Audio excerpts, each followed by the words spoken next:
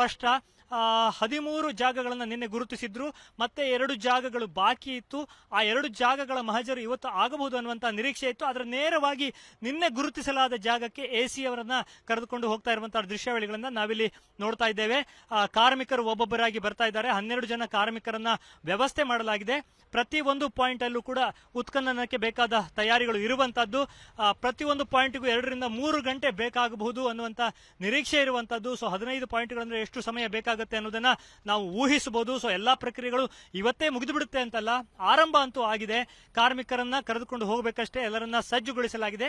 ನೇತ್ರಾವತಿ ತೀರದಲ್ಲಿ ನಾವು ನೋಡಬಹುದು 12 ಜನ ಕಾರ್ಮಿಕರನ್ನ ಏನು ಬೆಳಿಗ್ಗೆಯಿಂದ ವ್ಯವಸ್ಥೆ ಮಾಡಲಾಗಿತ್ತು. ಇಲ್ಲಿಗೆ ಬರುವುದಕ್ಕೂ ಮುನ್ನ ಬೆಳ್ತಂಗಡಿಯಲ್ಲಿರುವಂತಹ ಎಸ್ಐಟಿ ಕಚೇರಿಯಲ್ಲಿ ಒಂದು ಸುತ್ತಿನ ಸಭೆಯನ್ನ ನಡೆಸಲಾಯಿತು. ಮೊದಲು ಅನಾಮಿಕ ದೂರುದಾರ ಏನಿದ್ದಾರೆ ಅವರನ್ನ ಅಲ್ಲಿ ಕರೆಸಿಕೊಳ್ಳಲಾಯಿತು. ಆ ನಂತರದಲ್ಲಿ ಎಸಿ ಅವರು, ಸ್ಟೆಲ್ಲಾ ಮೇರಿಸ್ ಎಸಿ ಅವರು ಕೂಡ ಅಲ್ಲಿಗೆ ಬಂದರು. ಎಸ್ಐಟಿ ಅಧಿಕಾರಿಗಳು ಒಬ್ಬೊಬ್ಬರಾಗಿ ಬಂದರು.